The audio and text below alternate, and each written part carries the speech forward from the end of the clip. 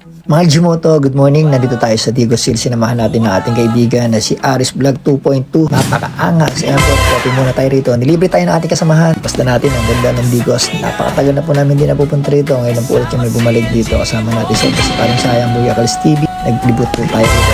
Kasama din natin si Kuya Eds TV. Siyempre mga Jimoto, kasama natin ang kaibigan natin si Parang Sayang. Tara, tingnan natin yung baba at napakaganda rito. Busy mga kasamahan natin. Nagbibideo, nagla-live.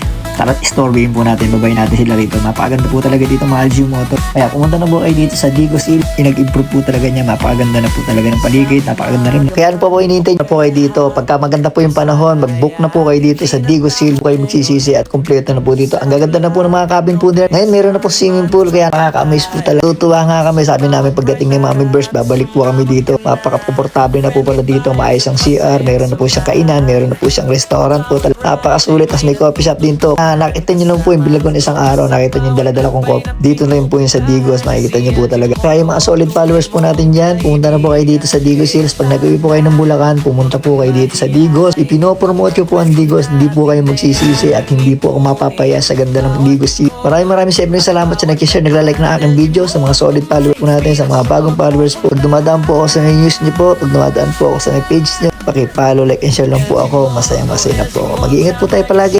God bless!